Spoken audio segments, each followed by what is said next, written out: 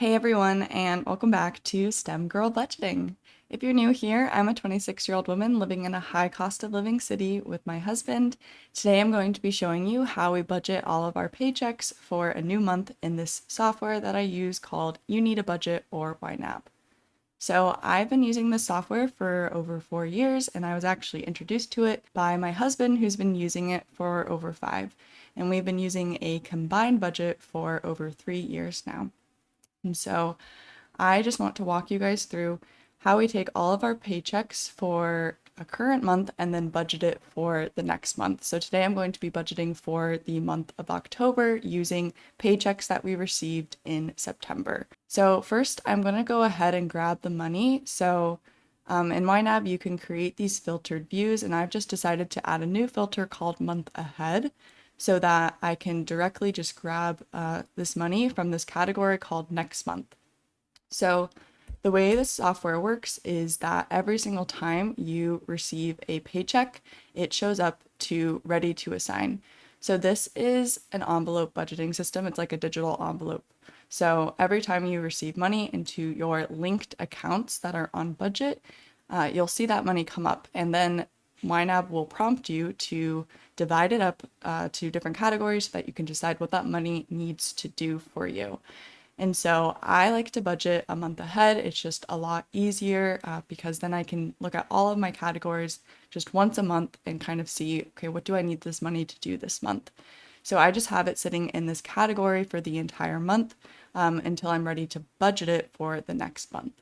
So what is this money? I have some notes here so that I can just walk you through what this $13,227.20 is.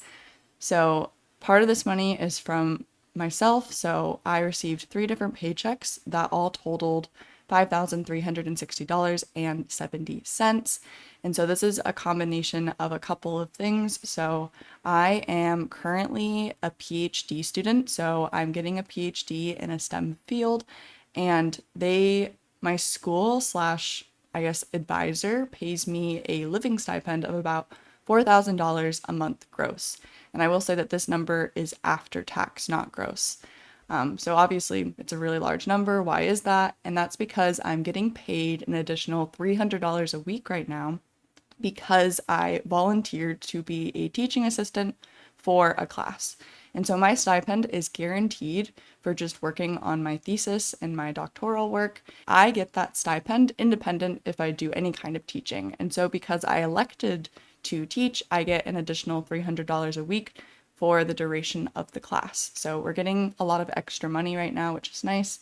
I also got an additional $800 with one of these paychecks. So this first one, they gave me an additional $800, and that's supposed to be used for subsidizing my transportation costs throughout the year. So my school is very generous. We have a student union who advocates for us to get certain benefits, and yeah, that's just one of our benefits, that we get some transportation costs subsidized by the school.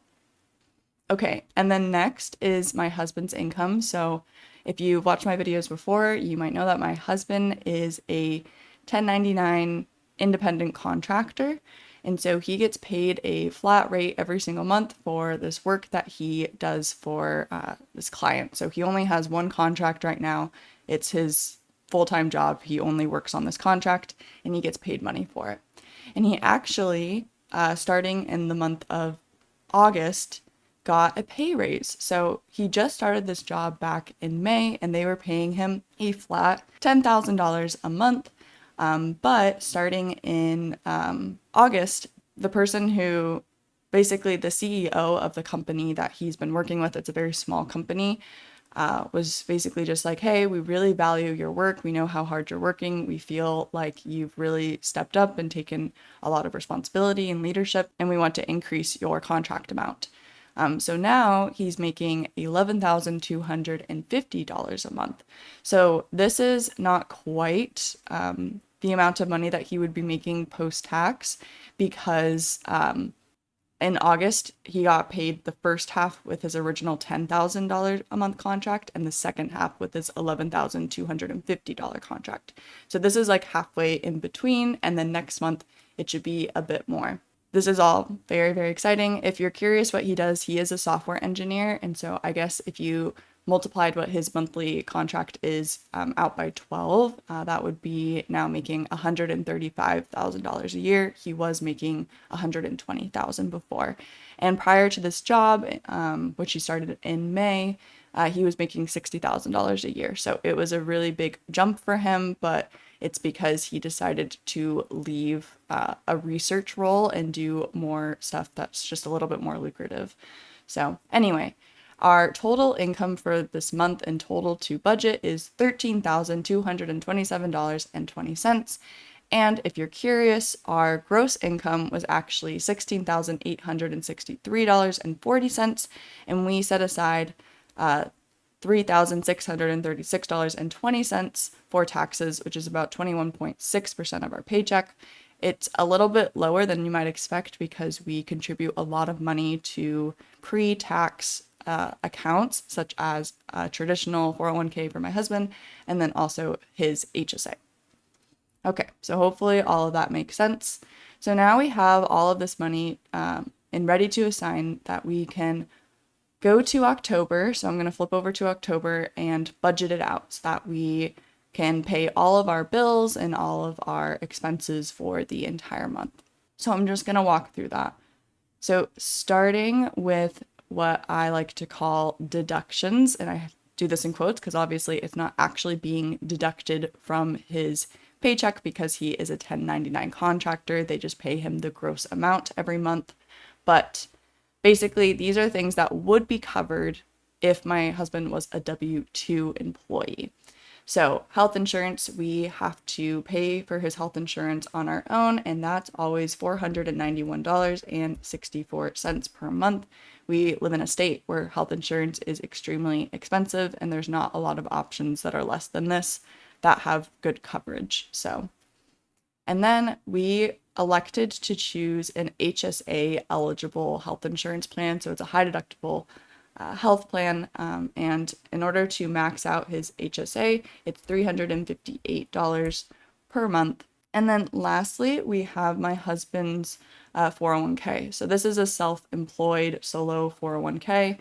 And the employee contribution for the year. So he can make contributions as both the employee and the employer because he's self-employed, but the salary deferral portion or the employee portion, the max is $23,500, and we are trying to max this out, but we did start it later in the year. So we didn't start it until May because he didn't have a 401k at his old job.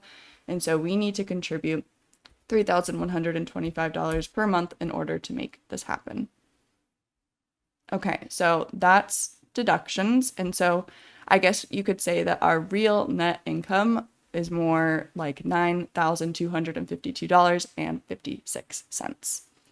So now I'm going to go to our next filtered view, which is all of our fixed expenses.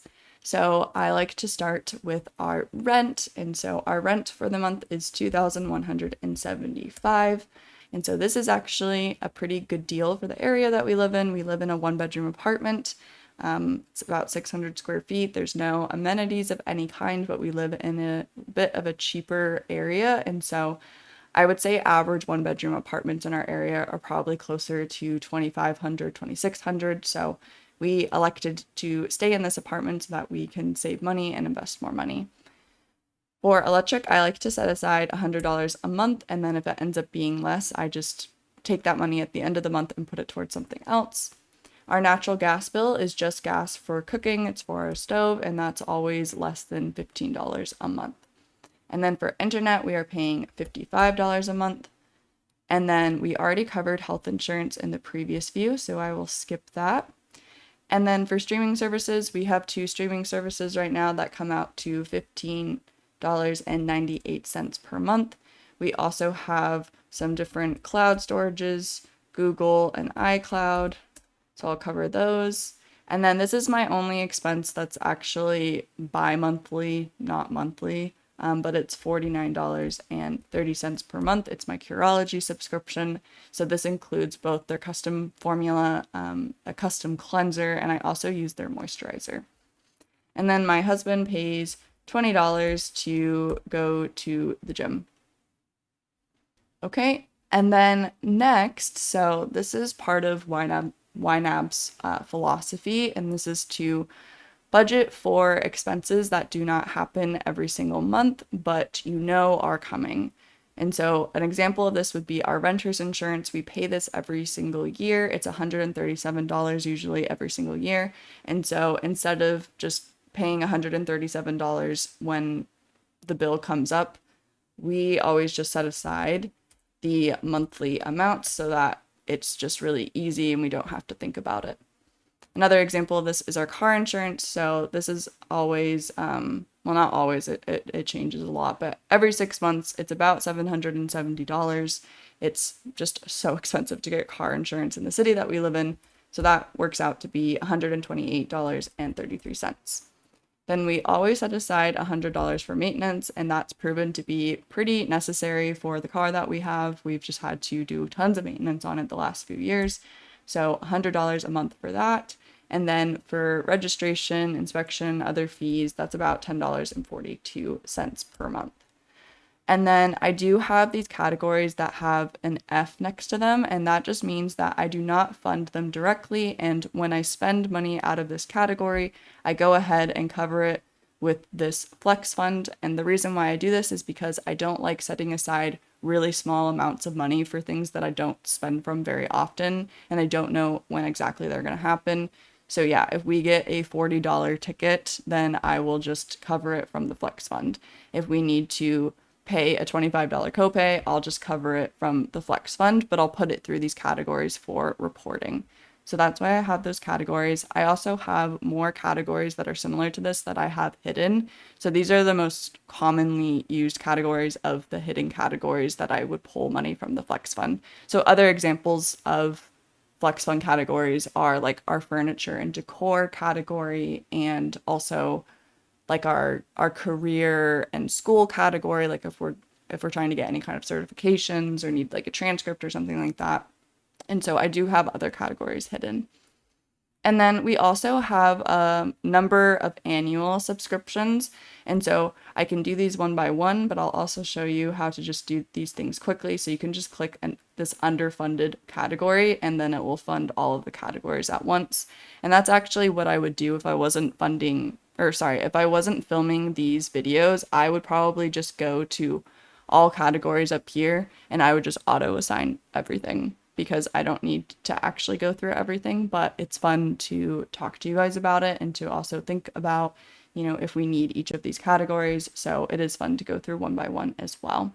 So yeah, we have Costco, we have an annual fee for a credit card, we have my husband's phone plan, which we pay once a year, it's Mint Mobile. We have my ring insurance, we have YNAB, of course, which is actually going to come out this month. And then we have my husband's website domain, and then my phone plan, which comes out in December. And yeah, I could just combine all of these into one single category. And honestly, I wouldn't care if I don't care for reports to know how much we are spending on each of these. But I also don't like the idea of having just a general subscription category. Like I used to do that. And I don't like having to calculate and figure out and remember like when certain bills are going to come out.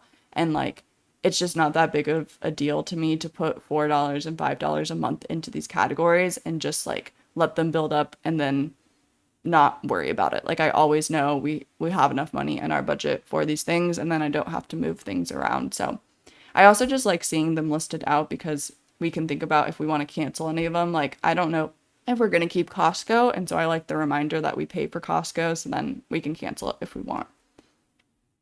Okay, examples of other non-monthly expenses are things like Christmas. So we have a category for Christmas where we set aside $75 a month, and then we can buy gifts throughout the year and just whenever we feel inspired to buy a Christmas gift for someone. And so that's really nice.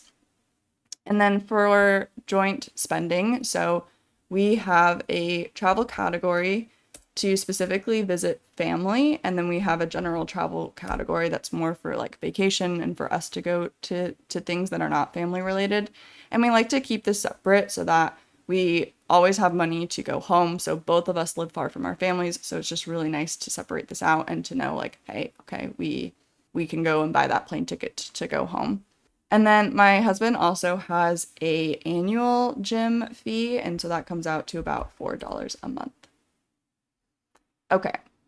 Next, I'm going to do our variable expenses. So these are kind of just like general life expenses. So for example, household and toiletries, we do $60 a month. And if we don't spend all of this, I do just let it build up in the category. Recently, we have been spending like all of it, so I might need to increase this category at some point.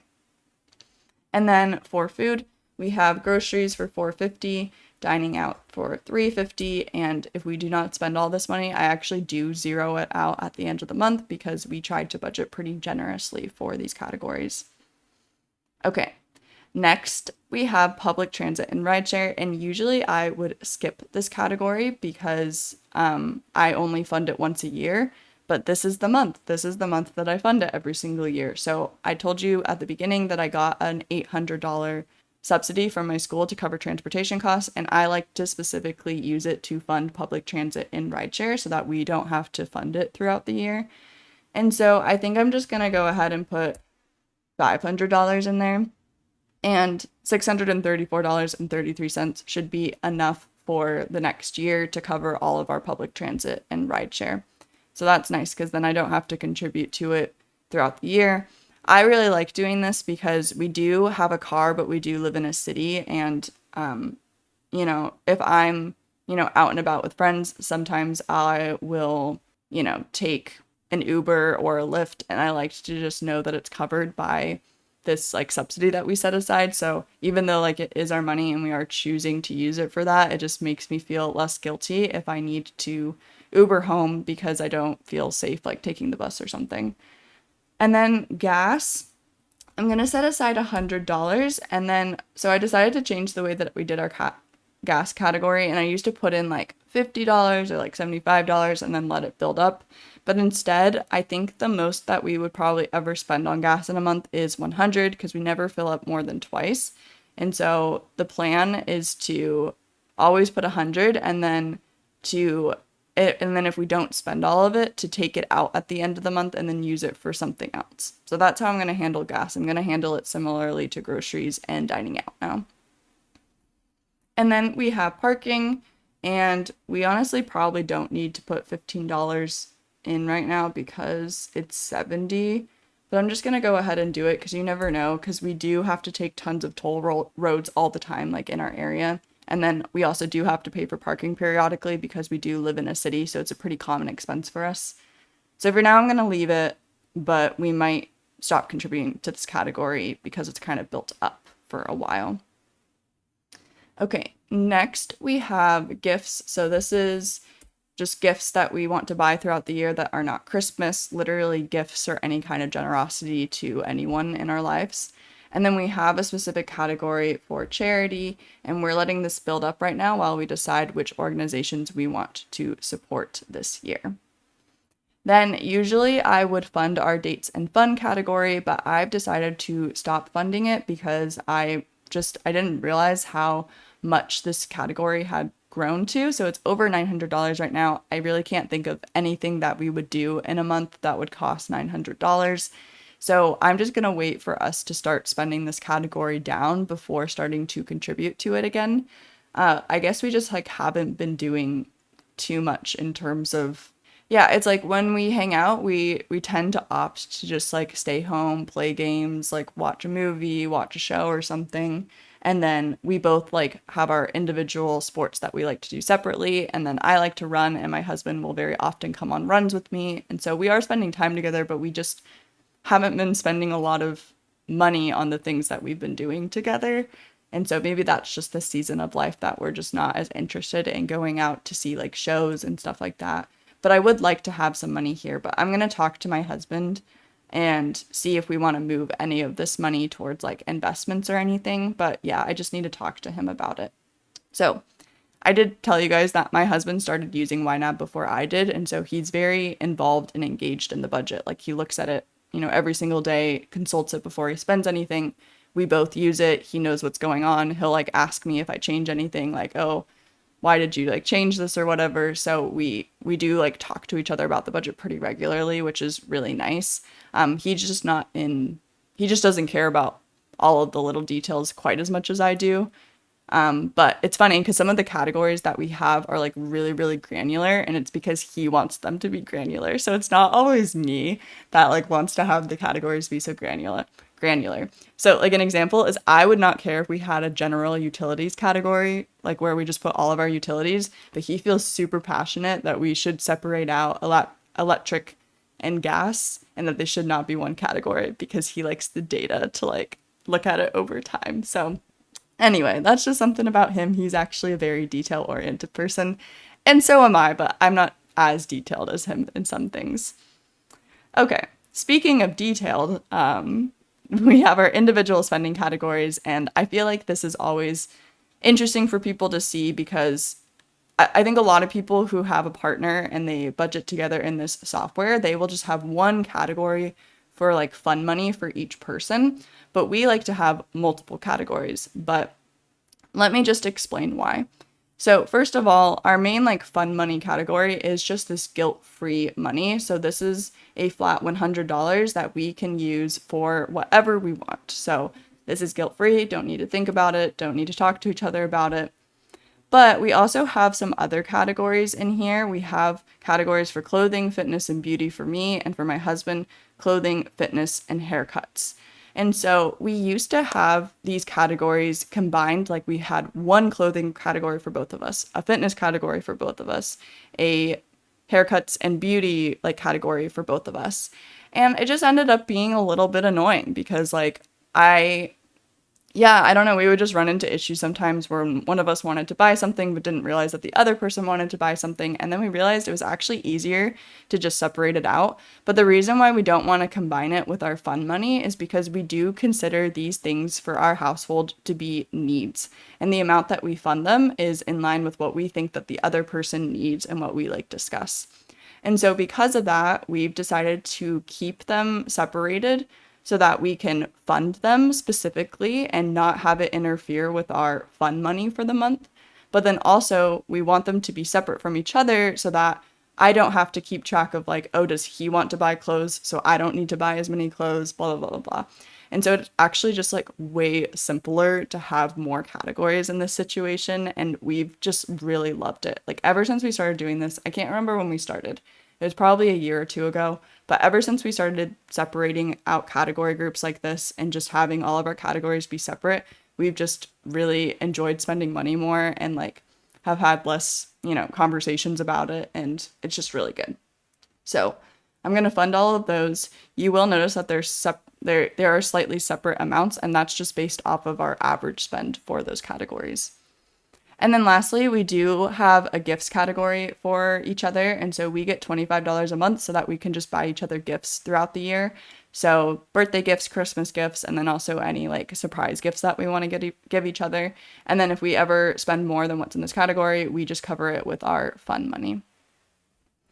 Okay, so that's it for kind of fixed non-monthly and variable expenses. So the last thing that I need to take care of is invest and save.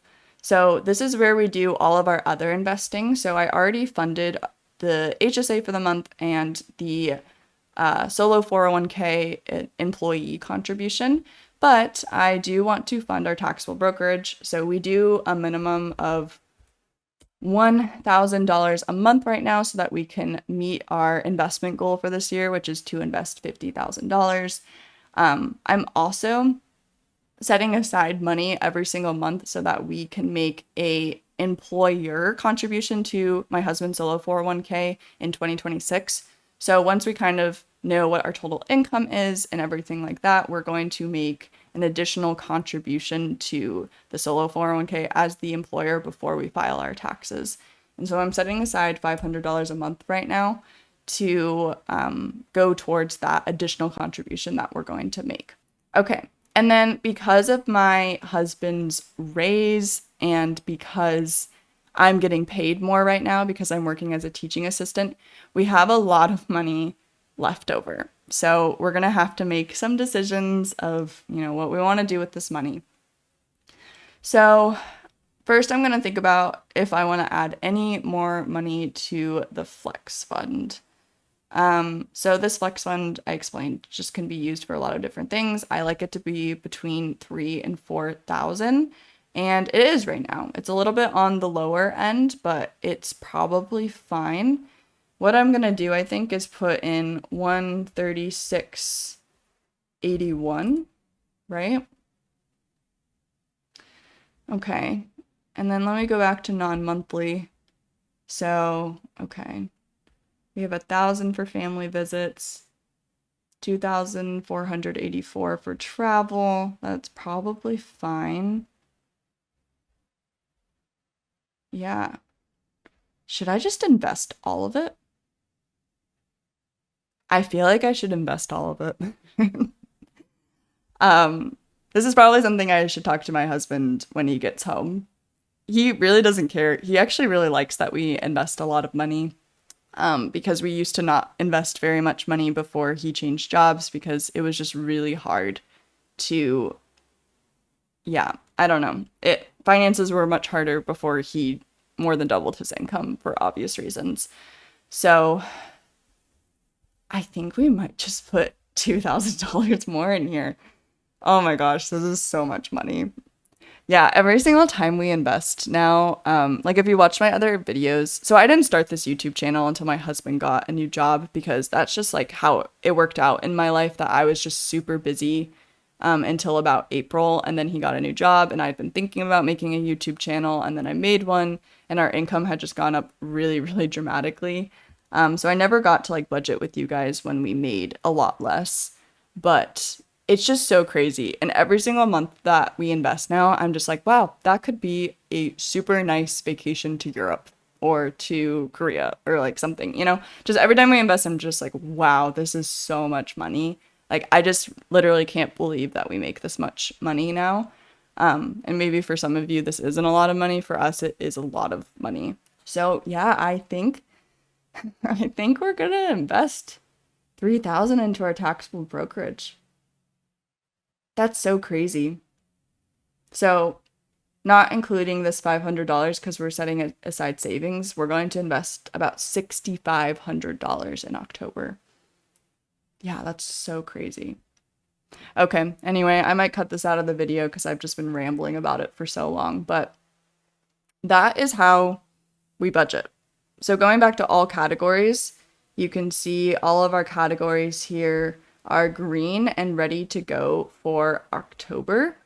And so it's really nice because we're gonna start out the month just knowing that all of our bills can be covered. All of this is real money that's sitting in our bank account. And so I think I got a comment on a video once, kind of confused by the amount that we had in checking versus savings. So I don't actually care how much money is in checking versus savings.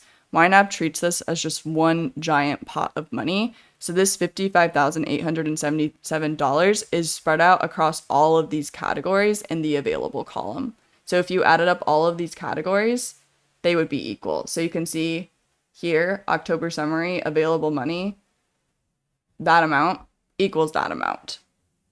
Okay. And so I do not care that some of that money is in savings and some of it's in checking. Where that money is located does not matter. It's just treated as one giant pool of money. The only reason we have multiple accounts is because I like to get interest on the bulk of our money. And if I ever need money in checking because I'm making a really large purchase, I'll just transfer some money over to checking because I've already given like those dollars a job in the budget. I know it's fine. Sometimes I just need more money in checking to like cover stuff, and that's fine. So hopefully that makes sense, but that's how it works. Okay. Anyway, I'm going to go back to September now and wrap up this video. Thank you so much for watching. I'm really appreciative of everyone who has subscribed so far, and I really hope that these budgeting videos are helpful and hopefully inspire some of you to start budgeting. And you don't need to use this app. I do love this app. I feel like it changed my life when my husband introduced it to me. I just never could budget before. using this app, because it's so helpful to give every dollar a job and to be so intentional with your money and be like, this is what I want to do with this dollar. This is what I want to do with this dollar. So I highly recommend it. I really appreciate all of you here on YouTube who are subscribed and tuned in. And if you're interested in this type of video and you're interested in how other people spend their money and invest, feel free to subscribe. And I will talk to all of you guys later. Have a good rest of your day. Bye.